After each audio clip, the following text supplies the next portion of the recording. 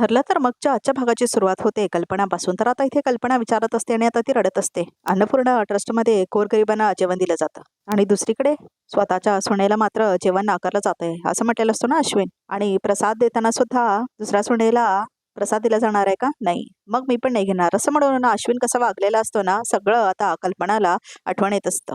मला आता तुमच्यापैकी कुणावरही विश्वास नाही आहे असं म्हणतो आता अश्विन, की माझ्या बायकोला तिच्या हक्काच्या घरात जायचंय आणि मी तिची ती इच्छा पूर्ण करणार आहे असं म्हटलेलं असतो ना अश्विन. सगळं आठवतं आता कल्पनाला आणि आता ती रडत असते. तर आता तेवढ्यात सायली येते आणि म्हणते, आई तुमचे मी कपडे आणलेत हा असं म्हणते आता ती. तर आता ती कल्पनाला बघते आणि कल्पनाच्या डोळ्यात आता अश्रू असतात बघा प्रेक्षक हो. तर आता सायली येते कल्पनासमोर.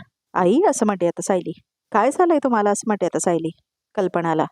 तर आता कल्पना म्हणते, कुठे काय, काहीच नाही. आता ती आपले अश्रू पुसून घेत असते आता कल्पना. तर आता सायली तिचं तोंड घेते आपल्याकडे. सायली म्हणते, तुमचे डोळे सांगतायत की काहीतरी झालंय. रडत होतात ना असं म्हणते आता सायली. अश्विन भाऊजींचा विचार करत आहे. तर आता कल्पना म्हणते, इतका हुशार, समंजस मुलगा, सगळ्यांवरती भरभरून प्रेम करतो. पण दुर्दैवाने आता चुकीच्या व्यक्तीच्या प्रेमात पडलाय. तन्वी त्याची बायको असली म्हणून काय झालं ग? त्याला काय तिच्या चुका दिसत नाहीत का? असं म्हणते आता कल्पना. दिसतील आई, नक्की दिसतील आणि तो दिवस लवकर येईल जेव्हा त्यांना हे कळेल की आम्ही त्यांना काय सांगायचा प्रयत्न करतोय असं म्हणते तर सायली. तर आता इथे कल्पना म्हणते, पण तोपर्यंत मी माझ्या डोळ्यातले अश्रू कसे थांबवू ग सायली असं म्हणते आता कल्पना. माझंच मन मला खातंय. तन्वी या घरामध्ये आली ना तेव्हापासून जे जे काय घडलंय ना, त्याला मीच जबाबदार आहे असं म्हणते आता कल्पना. तर आता सायली म्हणते, तुम्ही जबाबदार कशा? अगं अश्विन आणि तन्वीच्या लग्नाला मीच तर परवानगी दिली असं म्हणते आता कल्पना. आणि त्यांच्या लग्नाला तुमचा विरोध होताच आणि तुम्ही सारखे मला तन्वीबद्दल सावध करत होता, पण मीच ऐकलं नाही असं म्हणते आता कल्पना. उगाच तुमच्यापासून मी त्यांचं लग्न लपून ठेवलं, तुम्हाला अंधारात ठेवून मी तन्वीला सून म्हणून या घरामध्ये आणलं असं म्हणते आता कल्पना. पण आता बघ ना, देव मला किती मोठी शिक्षा देतोय असं म्हणते आता कल्पना आणि रडत असते ती. आई पहिला तुम्ही शांत व्हा बघू असं म्हणते आता सायली. तुम्ही जे काय केलं त्यामागे तुमचा हेतू चांगलाच होता असं म्हणते आता सायली. आणि कुठल्या आईला असं वाटेल की आपल्या मुलाचं वाईट व्हावं असं म्हणते आता सायली. तुम्हाला अश्विन भाऊजींचा सुखी संसार बघायचा होता ना. पूर्णाजींनी प्रतिमा त्याला दिलेलं वचन पूर्ण करायचं होतं. तन्वीला सुभेदार घराची सून म्हणून घरी आणायचं होतं. मग ह्या तुमचं काय चुकलं असं म्हणते आता सायली. नाही कसं असं म्हणते आता कल्पना. अश्विन काय आता त्याच्यासाठी ह्या मुलीची निवड तर मीच केली होती ना असं म्हणते आता कल्पना. आणि तीच तर चुकली आई असं म्हणून आता प्रिया ड्रामा करायला लागते. तर आता प्रतिमा समोर थांबलेली असते प्रियाने म्हणत असते, तू काय मला अपराधी समजतेस का ग असं म्हणते आता प्रियाने ड्रामा करत असते आता ती रविराजच्या घरी येऊन.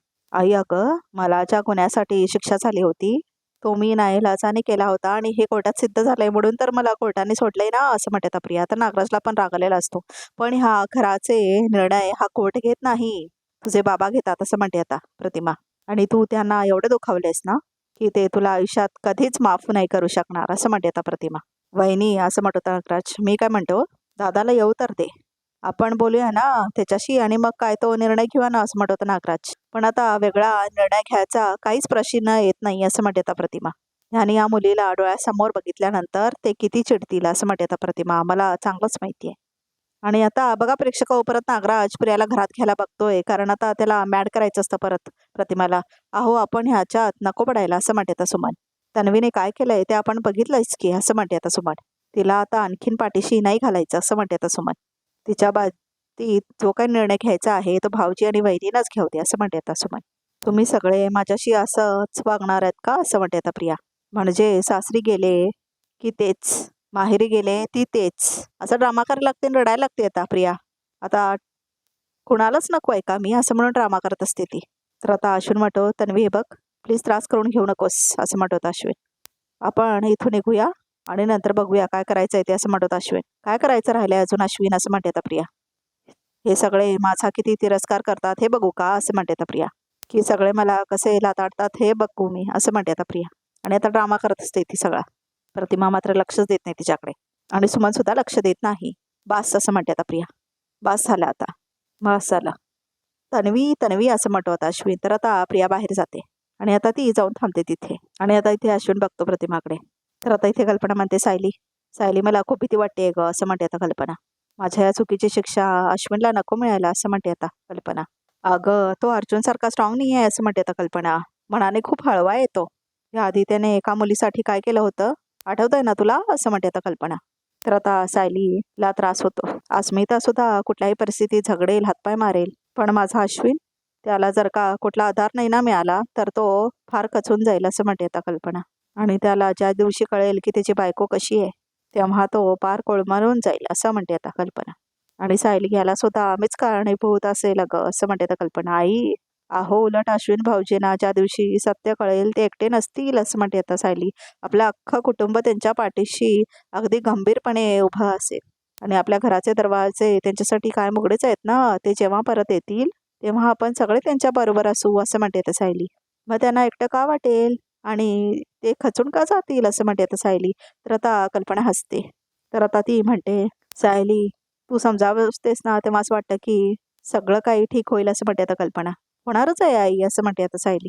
आणि आई, मी तुम्हाला वचन देते, प्रिया अश्विन भाऊजींच्या आयुष्यात असताना आपल्याला जर असं वाटलं की अश्विन भाऊजींना आपली गरज आहे तर त्यांना मदत करणं हा पहिला हात माझा असेल, असं म्हणते आता सायली. आणि आता कल्पना हसते. आणि आता सायली अश्रू पुसते कल्पनाचे. तर आता इथे मैपतच्या घरी वकील आलेला असतो. ए पावसकर, असं म्हणत होता मैपत, कालची ती पोरगी माझ्या कानामागनं आली आणि तिखट झाली, असं म्हणत होता मैपत. जेलातनं सुटली आणि माझी पोर अजून जेलातच आहे, असं म्हणत होता मैपत. माफ करा सर, पण तुम्ही तन्वी सुभेदारवर हल्ला करायला नको होता, असं म्हणत होता तो वकील. ते प्रकरण जरा जास्तच मागात पडले, असं म्हणत होता तो वकील. मी विचारलं, असं म्हणत होता मैपत. नाही नाही, असं म्हणत होता पावसकर. तुला विचारलं का, असं म्हणत होता मैपत. मला सल्ले द्यायचे नाही, असं म्हणत होता मैपत. माझ्या समोर बसला ना तू, फक्त कामाचं बोलायचं, असं म्हणत होता मैपत. अहो पण मी साक्षी मॅडमना सोडवायचे प्रयत्न करतच आहे. आणखी काय करू मी, असं म्हणत होता तो वकील. आणखीन काय करू म्हणजे, वकील कोण आहे, तू का मी, असं म्हणत होता मैपत. मी, असं म्हणत होता तो. वकिलीची डिग्री कोणी घेतली, मी का तू, असं म्हणत होता मैपत. तर मीच, असं म्हणतो पावसकर. मग तुझ्या मेहनतीतला सांग, डिग्रीचा वापर करायचा आणि माझ्या मुलीला सोडायचं. मग त्याचा वापर करायचा आणि माझ्या लेकीला सोडायचं, असं म्हणत होता मैपत. तिची चुंदरी जेलातून सुटली, मग तुला तुझा डोचका वापरून माझ्या मुलीला जेलातून काढता येत नाही का, असं म्हणतो होता मैपत पावसकरला. मी करतो काहीतरी, असं म्हणतो होता तो. पावसकर, काहीतरी करू नकोस, काम कर, असं म्हणतो होता मैपत. कधी करणार, माझी लेक म्हातारी झाल्यावर जेलामध्ये, असं म्हणतो होता मैपत. लवकरात लवकर काहीतरी मार्ग शोध, नाहीतर मला माझं काम करावं लागेल, असं म्हणतो होता मैपत. तुला माहिती आहे मी काम करतो ते, असं म्हणतो मैपत. हो, असं म्हणतो होता पावसकर. ते काम मला करायला लावू नकोस, असं म्हणतो होता मैपत. हां, मला करायला लावू नको, असं म्हणतो होता मैपत. लवकरात लवकर माझी लेक जेलातनं सुटली पाहिजे, असं म्हणत होता मैपत पावसकर. हो हो, असं म्हणत होता पावसकर. तर आता इथे अर्जुनला दाखवलंय. तर आता अर्जुन इथे म्हणत असतो, सायलीच्या आयडीवरचा फोटो इतका खराब झालाय की स्केच आर्टिस्टला सुद्धा त्याचा स्केच काढता आला नाही. कसं करायचं आता, असं म्हणतो अर्जुन. आणि कसं शोधू मी तिच्या आईबाबांना आता, असं म्हणत होता अर्जुन. आणि विचारत पडतो आता तो, तिचं गाठोडं ही सापडत नाहीये कुठं, असं म्हणत होता अर्जुन. असं म्हणत होता अर्जुन. एक मिनिट, असं म्हणत होता अर्जुन. तन्वीचं गाठोडंही सापडत नाही, असं म्हणत होता अर्जुन. असं असेल का की तन्वीने ते गाठोडं मधुभाऊंच्या इकडनं आधीच गायब केलं असेल तर? नाही नाही, तसंही तिला स्वतःच्या घरातच चोऱ्या करायची सवय आहेच, असं म्हणत होता अर्जुन. तसंच तिने आधी ते गाठोडं गायब करून कुठेतरी लपवलं असेल तर, असं म्हणत होता अर्जुन. पण कुठे, असं म्हणत होता तो. इथेच, असं म्हणत होता अर्जुन. इथेच, असं म्हणत होता तो. तर बघा इथे डाऊट आलेला असतो बघा हा प्रेक्षक हो अर्जुनला, की तेच आहे गाठोडं म्हणून. तर आता इथे अश्विन आपलं आणि प्रियाचं सामान घेऊन जातच असतो. तर आता प्रिया ड्रामा करायला सुरुवात करते. आता ती रॉकेल घेते बघा हातात, बघा प्रेक्षक हो. आता ती म्हणते, मी आता स्वतःला पेटवून घेणार आहे, असं म्हणते आता प्रिया. आणि स्वतःवर आता रॉकेल ओतून घेत असते ती. तन्वी तन्वी, असं म्हणून आता अश्विन येतो आणि तिच्या हातातून काढून घ्यायचा प्रयत्न करतो ती रॉकेलची बाटली. सोड सोड, असं म्हणते आता प्रिया. आणि आता ती रॉकेल ओतून घ्यायचा प्रयत्न करत असते. तर अश्विन म्हणतो, थांब थांब, हे बघ तन्वी, प्लीज थांब. अश्विन अश्विन, मी सगळ्यांच्या नजरेत गुन्हेगार आहे ना, माझ्या आई वडिलांना सुद्धा मी नको आहे, मग कशाला जगू मी मी मरणार आहे, मी मरणार आहे, असं म्हणते आता प्रिया. मी मरणार आहे, असं म्हणते आता तिने, जाळून घेणार आहे मी, असं म्हणते आता ती. आणि आता ती रॉकेल घेते आणि आता ती ओतून घेत असते बघा प्रेक्षक हो. तन्वी तन्वी, असं म्हणतो आता अश्विन. तन्वी सोड सोड सोड, असं म्हणत असतो तो. माझ्या आयुष्याचं काय झालंय बघ, माझी जगण्याची लायकीच नाही, असं म्हणते आता प्रिया. सोड मला सोड मला, असं म्हणत असते आता ती. तर आता प्रिया ढकलते जोरात अश्विनला आणि आता ती ओतून घेते रॉकेल. मरू दे मला अश्विन, असं म्हणते आता प्रिया. तन्वी सोड ना प्लीज, असं म्हणतो तो. तर आता ऐकतच नाही. तुझ्या आई वडिलांनी सुद्धा मला हकललं, माझ्या आई वडिलांना सुद्धा मी नको आहे, मग कुणासाठी जगू मी, कुणासाठी जगू, असं म्हणते आता प्रिया. तन्वी, मी नाही ऐका, असं म्हणतो अश्विन. माझ्यामुळे तुझे सुद्धा खूप हाल होत आहे. मी मेले ना तर तू सुखी राहशील, असं म्हणते आता प्रिया. तन्वी, काय बडबडते आहेस, असं म्हणते तसं सुमन काकी. आई मी मेले ना तर माझ्या अश्विनसाठी एक चांगली मुलगी तुमच्या चॉईसची निवडा आणि त्याचं लग्न लावून द्या. मी स्वर्गात नरकात कुठे जिथे कुठे असेल ना असं म्हणत असते आता प्रिया. छटाप तन्वी असं म्हणतो होता अश्विन. मूर्खासारखं काही बडबडू नकोस. कॅन सोड हातातली असं म्हणत होता तो. नाही सोडणार तू जा इथून असं म्हणते आता प्रियाने ढकलते अश्विनला जोरात आणि आता तो पुढे जातो. तर आता इथे अर्जुन आलेला असतो बघा प्रेक्षक प्रियाच्या खोलीत ते गाठोडं शोधण्यासाठी. आता अर्जुन ते गाठोडं सगळीकडे शोधत असतो सगळ्या ड्रॉवर्समध्ये सगळ्या कंपार्टमेंट्समध्ये पण त्याला कुठं सापडत नाही. बुक्स वगैरे सापडतात. मग आता तो कपाट असतं ते उघडतं आणि आता सगळं सामान त्यांचं बाहेर काढतो बघा प्रेक्षक अश्विनचं आणि त्याला कुठेच काही गाठोडं वगैरे दिसत नाही. मग आता सगळीकडे बघायला लागतो परत तो आणि आता अर्जुनला टेन्शन होतं इथे कसं काय नाही ते गाठोडं म्हणून. तन्वीने स्वतःचं गाठोडं कुठं ठेवलं असेल असं म्हणत होता तो. इथे इथे इथे इथे असं म्हणून तो बघायला लागतो. तर मग त्याचं लक्ष एका ड्रॉवरकडे जातं. तर आता तो उघडतो तो ड्रॉवर ड्रेसिंग टेबलकडचा आणि आता सगळं सामान बाहेर काढून बघत असतो. मग आता दुसरीकडचे ड्रॉवर सुद्धा उघडायला लागतो ड्रेसिंग टेबलवरचे आणि आता मग दुसरीकडे पण बघायला जातो तर एक ड्रॉवर असतो तो बंद असतो आणि त्याला लॉक लावलेला असतो. तर मग आता अर्जुनला उघडायलाच येत नाही ते कंपार्टमेंट. मग त्याला आता डाऊट यायला लागतो बघा प्रेक्षक आणि तो म्हणायला लागतो हा एकच ड्रॉवर कसा काय लॉक्ड आहे असं म्हणत होता अर्जुन. शोधावं लागेल असं म्हणत होता तो ह्या ड्रॉवरची चावी आणि आता तो चावी शोधायला सुरुवात करतो बघा प्रेक्षक आणि आता सगळीकडे तो ड्रॉवरची चावी सुरुवात करतो शोधायला आणि आता इथे प्रिया मात्र स्वतःला जाळून घ्यायला बसलेली असते. आई असं म्हणते आता प्रिया आणि आता ती ओतून घेते रॉकेल. आई मी चालले असं म्हणते आता प्रिया. तन्वी तन्वी असं म्हणत असते आता प्रतिमा. तन्वी तन्वी असं म्हणत असतो आता अश्विन. माझा ऐक असं म्हणत असतो तो आणि ऍक्टिंग करत असते बघा प्रेक्षक प्रिया खूप भारी ऍक्टिंग करत असते आणि सोड ती कॅन असं म्हणत असते आता सुमन. ए तन्वी तन्वी अश्विनचा तरी विचार कर निदान काय करतेस तू असं म्हणत होता नागराज. तर आता प्रिया बघा प्रेक्षक थांबते आणि नाटक करत असते. तन्वी काय झालं तरी मी तुझी साथ नाही सोडणार. तू मला अशी सोडून जाणार आहेस का? मला माझा ऐक असं म्हणतो आता तो. ऐक असं म्हणतो. नाही अश्विन नाही. माझी माझे आईने माझी साथ सोडली अश्विन. जिने मला जन्माला घातलं ना ती बाई मला आज सुद्धा घेत नाही आहे तिच्या घरात. कशाला जगू मी असं म्हणते आता प्रिया ड्रामा करते आता ती. मला जाळून घेते स्वतःला. मी मरते असं म्हणून ड्रामा करायला लागते आता ती. खरं तरी मुलगी पण नसते बघा प्रेक्षक प्रतिमाची तरीही ड्रामा बघा प्रेक्षक अश्विन सोड तो कॅन असं म्हणून आता परत ड्रामा चालू केला आहे प्रियाने आणि आता ओतून घेतलेली असते ती रॉकेल सगळीकडे बघा प्रेक्षक तर आता इथे अर्जुन शोधत असतो ती गाठोडे आणि आता ती चावी शोधत असतो तो. तर सगळीकडे शोधून होतं त्याचं पण चावी काय त्याला लवकर मिळत नाही बघा प्रेक्षक तर आता शेवटी अर्जुनला चावी सापडते आणि आता ती कॉटच्या खाली ठेवलेली असते बघा प्रेक्षक आणि आता अर्जुनला सापडते ती चावी आणि आता तो घेतो ती चावी आणि ते लॉकर असतं ना बंद त्याला आता तो उघडण्याचा प्रयत्न करतो. तर आता एक चावी लागते आणि आता ते उघडतो तो कंपार्टमेंट आणि आता त्याला ते गाठोडं सापडतं. हाताला लागतं त्याच्या आणि आता तो ते गाठोडं बाहेर काढतो. तर आता तो ते गाठोडं बाहेर घेतो आणि आता तो उघडतो बघा प्रेक्षक आणि अर्जुन आता ते गाठोडं उघडलेला असतो आणि आता त्याच्यामध्ये त्याला सापडतं. त्याच्यामध्ये त्याला फोटो सापडतात तन्वीचे पण ते सायलीचे असतात. हे तर तन्वीचं गाठोडं आहे असं म्हणतो आता अर्जुन. मला वाटलंच होतं. तन्वीने स्वतःचं गाठोडं मधुभाऊंकडून काढूनच घेतलं असेल. चला 2 पैकी 1 गाठोडं तर सापडलंय. तर आता इथं अर्जुन बघायला लागतो. पण तन्वीचं गाठोडं सापडून काय उपयोग आहे? सायलीचं सापडायला हवं असं म्हणत होता अर्जुन. ते कुठे असेल असं म्हणून तो शोधायला लागतो. तर आता सायली आलेली असते आहो म्हणून आता ती कॉफी घेऊन आलेली असते. कुठे गेली आता हे असं म्हणते आता सायली आपल्या बेडरूममध्ये येऊन. हे न सांगता तरी मला ऑफिसला नाही जाणार असं म्हणते आता सायली आणि आता ती कॉफीचा मग ठेवते.